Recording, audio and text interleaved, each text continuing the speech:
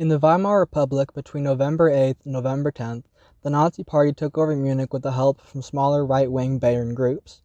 After they took over the capital of the state of Bayern, they declared independence with Hitler as their head of state.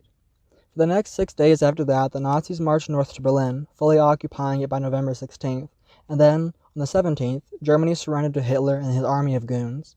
The Nazis were now in charge of the entirety of Germany. With Hitler and his goons being in charge of both nations, the Republic of Bayern rejoined Germany, which now called itself the Republic of the Germans, instead of the Weimar Republic. This was a big shock to the world. Practically overnight, the Weimar Republic had died and was replaced by fascists who almost no one really knew about. And this sparked a lot of debate in France and England. The French wondered if they would end the Treaty of Versailles, whether they would have to leave the Rhine, and so much more. Everyone had an opinion on what to do. Some in the government thought they should invade Germany and quickly kick out the Nazis. Others thought they should leave the Nazis to be overthrown by their own people. And for the time being, this idea won out. The French would sit and wait while they continued to debate, though that didn't last very long. By November 31st, when Germany was doing just fine, the French decided they must invade since the German people didn't seem to mind the Nazis' rule. So on December 6th, French forces advanced out of the Rhineland and into the rest of Germany. They began their march toward the capital of Berlin and also Weimar.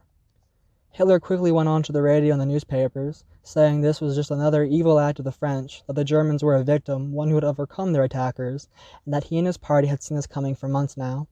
That is why they overthrew the traitorous Weimar government who would have given in, and that they would fight until the last man. The German army, which mainly was just those who helped the Nazis take power and a few other small Bayern fascist party members, was not prepared for a war.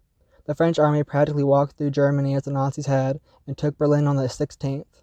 Germany only kept fighting for another 5 days and surrendered on the 21st, as Hitler ran away from the capital towards Switzerland. The British denounced France's actions, saying it was neo-Napoleonic, and America and a few other nations joined in on this idea. The German people were given much sympathy across the world. In the beginning of 1924, France gave Belgium their part of the Rhineland that they occupied, which was very criticized. On January 5th, Hitler was caught trying to flee to Switzerland by the French occupational police forces and was put under trial and sent to jail. Because there was so much sympathy for the Germans and there were rioting and threatening rebellion, France gave in and gave autonomy to the Brandenburg occupation zone, creating the Republic of Brandenburg, which was just a French puppet state basically. Even though they were given some independence, there was a small rebellion in Berlin and Weimar in later February, and in late May, after a far-left coalition was elected to govern France, France annexed all of the Rhineland. To the world and German people, it seemed like France planned on slowly annexing the entirety of Germany. This would feed much more hostility amongst the German people against the French, even more than there already was, and it fully destroyed UK-French relations.